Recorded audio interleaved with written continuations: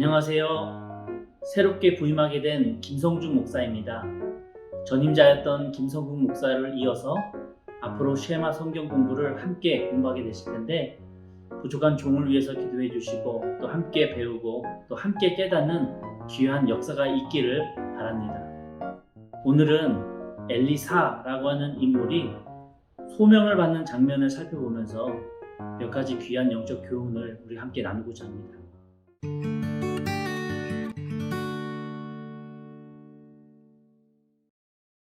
엘리사 이름의 뜻은 하나님의 구원이라고 하는 의미입니다. 그의 이름의 뜻에서도 우리가 알 수 있듯이 이 엘리사 선지자의 핵심 신앙관은 우리의 주인이시고 구원자이신 능력 주시는 그분이 바로 하나님 한 분뿐이라고 하는 확고한 신앙관을 그의 이름에서도 우리가 유추해 볼 수 있습니다. 이 엘리사가 하나님께 소명을 받는 이 장면은 열왕기상 19장에 많이 기록이 되어져 있는데, 이 사밧의 아들이었던 엘리사가 소 12겨리로 밭을 갈고 있을 때 그의 스승이 될 엘리야가 지나가다가 그의 겉옷을 엘리사에게 던지면서 그를 불렀습니다. 그때 엘리사는 농기구를 다 불살르고 소 한 겨리를 잡아다가 백성들에게 먹이고 또 엘리야를 따라서 그의 제자가 됐습니다. 그리고 8년 후에 그 스승 엘리야가 승천하려고 할 때 3번이나 작별 인사를 함에도 불구하고 듣지 않고 이 제자 엘리사가 끝까지 따라가자 너의 요구가 도대체 무엇이냐 라고 물었고, 당신의 영감을 갑절이나 받기를 원합니다 라고 구했습니다. 또 엘리야의 몸에서 떨어진 겉옷을 주워다가 돌아와서 그 선지자의 직분을 감당한 사람이 바로 엘리사입니다. 여기서 우리가 살펴봐야 될 몇 가지 성경적 표현들이 있습니다. 소 12겨리라고 기록이 되어져 있는데요. 이 겨리라고 하는 것은 순우리말로서 소 2마리가 한 조가 돼서 끄는 큰 쟁기를 겨리라고 합니다. 참고로 소 1마리가 끄는 쟁기는 홀이라고 부르기도 하고, 이 큰 쟁기인 겨리를 매는 소를 겨리소라고 부르는데요. 그러니 성경에 나오는 이 12겨리로 밭을 갈았다라고 하는 것은 소 24마리가 동원돼서 밭을 갈았다고 하는 그러한 의미입니다. 이 부분에서 엘리사는 매우 넓은 밭을 소유하고 있는 사람이었고 또 소 24마리 이상을 관리하는 대단한 분홍이었다고 하는 것을 알 수 있는 대목입니다. 많은 학자들도 그렇게 연구를 하고 있고요. 여기서 얻을 수 있는 몇 가지 영적 교훈이 있습니다. 한 겨리에 2마리의 소가 붙어 있는 것처럼 소 1마리가 끄는 것보다는 소 2마리가 함께 끄는 것이 농부의 입장에서나 소의 입장에서나 서로 도움을 주고받기에 더 수월하게 일을 해낼 수 있다고 하는 부분입니다. 이렇게 하나보다는 둘이, 둘보다는 넷이 연합할 때 그 능력치는 1 플러스 1이 2가 아니라 4가 되고 2 플러스 2는 4가 아니라 8이 되는 이 시너지의 효과를 경험할 수 있습니다. 이렇게 합력하여 선을 이루는 모습을 신약성경에서도 기록을 하고 있는데요. 로마서 8장 28절입니다. 우리가 알거니와 하나님을 사랑하는 자, 곧 그의 뜻대로 부르심을 입은 자들에게는 모든 것이 합력하여 선을 이루느니라.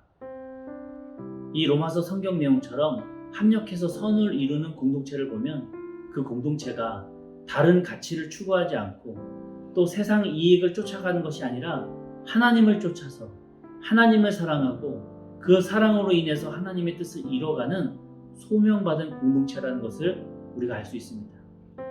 우리 영등포 중앙교회 공동체 역시 이 엘리사 선지자가 소명을 받을 당시의 그 모습을 기억하면서 12겨리인 소 24마리가 한 마음으로 밭을 갈았던 것처럼 우리도 주님의 쓰임받는 주의 도구로서 영중이라고 하는 공동체 안에서 마음을 한 곳으로 모아서 합력하여 선하신 주님의 뜻을 하나하나 이루어가는 복된 공동체 되기를 기도하겠습니다. 엘리야 선지자가 부를 때 이 엘리사는 두말하지 않고 농기구를 다 불태우고 소 2마리를 잡아 이웃들에게 베풀고 스승 엘리야를 따라 나서게 됩니다. 이렇게 엘리사는 순종의 선지자였습니다. 이런 순종의 모습을 통해서 우리가 알 수 있는 것은 순종은 즉각적으로 반응하는 결단이라고 하는 것입니다. 분홍이었던 이 엘리사가 자신의 재산과 지위를 고민하고 주저했다면 아마도 그 부르심에 순종하지는 못했을 겁니다. 세상에서 중요하다고 여기는 것들을 여전히 붙잡고 있다면 주님의 길을 갈 수 없는 것과도 마찬가지죠. 엘리사는 그 어떤 대안도 남겨놓지 않겠다고 하는 그 의지로 쟁기들을 다 불사르고 소를 잡았습니다. 자기 스스로에게 배수의 진을 치고 돌아갈 대안을 남기지 않았던 모습입니다. 완전한 의지적 순종을 보여주고 있습니다. 그렇다고 해서 우리도 재물을 다 팔고 소유를 다 버려야 된다라고 하는 말이 아닙니다. 이 부분을 영적으로 해석해서 우리 삶에 잘 적용할 수 있어야 될 것입니다. 성경에 보면 순종이 제사보다 낫고 듣는 것이 수장의 기름보다 낫다고 하는 사무엘상 말씀이 있습니다. 우리 역시도 이 세상 살아가게 될 때에 하나님의 뜻과 세상 가치관이 부딪히게 될 때에 나 스스로 적당히 합리화하며 적당히 양쪽을 다 선택하는 그리스도인이 되는 것이 아니라 엘리사처럼 돌아갈 대안을 남기지 않고 스스로 마음으로 결단하는 그 모습을 기억하면서 하나님께서 기뻐하실 방향으로 결단하고 또 그에 따른 실천을 행할 수 있는 우리 그리스도인 되기를 간절히 소망합니다. 또 소명을 받는 부분에서 우리가 주목해 볼 만한 장면이 하나 있습니다. 바로 겉옷을 받는 장면입니다. 스승 엘리야는 밭을 갈고 있는 이 엘리사에게 그의 겉옷을 던져줍니다. 또한 엘리야가 하늘로 승천할 때도 엘리사는 그 겉옷을 줍습니다. 이렇게 선지자가 걸치고 있는 이 겉옷은 단순한 옷이 아니라 그의 직무, 그 역할을 의미합니다. 유대 지역에서 선지자가 겉옷을 준다, 겉옷을 던진다 라고 하는 이 표현은 지금까지 내가 맡고 있었던 그 역할을 당신에게 넘겨준다 라고 하는 그러한 의미입니다. 그래서 영적 계승이 엘리야에게서 엘리사로 이어지는 것을 나타내는 부분입니다. 스승 엘리야가 하나님의 부르심을 받고 하늘로 올라갈 때 제자였던 엘리사는 끝까지 따라갔습니다. 그러면서 영감을 갑절로 달라고 요청합니다. 왜 갑절이냐? 당시 유대민족의 풍습 가운데 장자는 부모의 재산을 갑절로 받았었습니다. 그런 의미에서 엘리사는 스승 엘리야의 뒤를 이을 영적 장자로 자신을 인정해달라고 하는 의미에서 영감을 갑절로 달라고 요청한 것입니다. 이 부분은 욕심을 부리는 모습이 아니라 열정 가득한 모습입니다. 욕심은 내 사리사욕을 채우기 위한 바람이며 동시에 남을 배려하지 않게 됩니다. 그래서 공동체 안에서 욕심은 결국 영적 사망의 모습으로 이어질 때가 많습니다. 그런데 열정은 하나님의 일을 하기 위한 바람입니다. 그래서 남을 배려하며 함께 일을 하게 됩니다. 그렇게 공동체 안에서 열정은 결국 영적 능력으로 함께 이어질 때가 많습니다. 엘리사는 개인적인 욕심으로 돈과 명예를 추구했던 사람이 아니었습니다. 나중에 우리가 함께 살펴보겠지만 나아만 장군이 나병을 고침받기 위해서 큰 재물을 가지고 엘리사에게 왔을 때 엘리사는 그 병을 고쳐는 주지만 재물을 쳐다보지도 않고 돌아가라고 말합니다. 엘리사는 자신의 욕심을 채우기 위해 스승에게 갑절의 영감을 요구했던 것이 아닙니다. 하나님의 뜻을 이루고자 하는, 그래서 이스라엘 백성들이 하나님께로 돌아오기를 바라는 그 간절함으로 영적 장자가 되게 해달라고 간구했던 것입니다. 그런 의도를 스승 엘리야도 당연히 알고 있었고 끝까지 쫓아오면서 간구하는 그 모습에 그의 능력을 허락하고 겉옷도 떨어뜨려 주게 되는 것입니다. 사무엘상 16장 7절입니다. 여호와께서 사무엘에게 이르시되 그의 용모와 키를 보지 말라. 내가 이미 그를 버렸노라. 내가 보는 것은 사람과 같지 아니하니 사람은 외모를 보거니와 나 여호와는 중심을 보느니라 하시더라. 하나님께서 우리 마음을 보시고 하나님의 뜻에 합당한 중심을 가진 자라면 반드시 역사해 주십니다.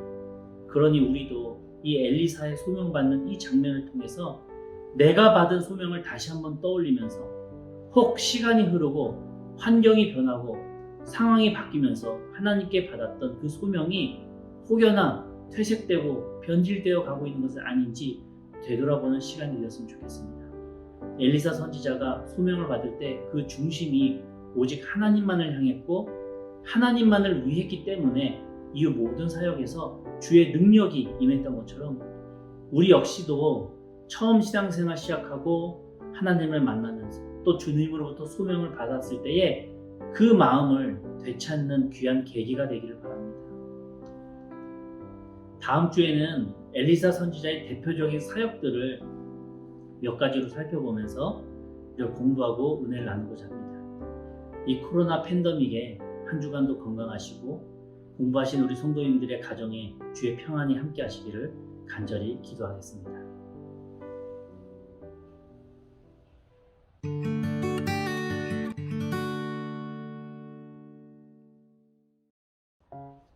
한 가지 광고사항을 말씀드리고자 합니다. 성경 인물 탐구 프린트물을 1층 주보함 앞에 박스로 만들어 놓았습니다. 그곳에서 프린트물을 가져가 주시고 문제를 다 푸신 후에 그 다음 주에 1층 사무실에 제출해 주시면 됩니다. 그럼 주중에 채점 후 다음 강의안까지 첨부해서 각자의 헌금대에 꽂아 드리도록 하겠습니다. 그러니 공부를 시작하신 우리 성도님께서는 이번 처음 한 번만 1층 주보함 앞에서 프린트물을 가져가 주시기를 부탁드립니다. 감사합니다.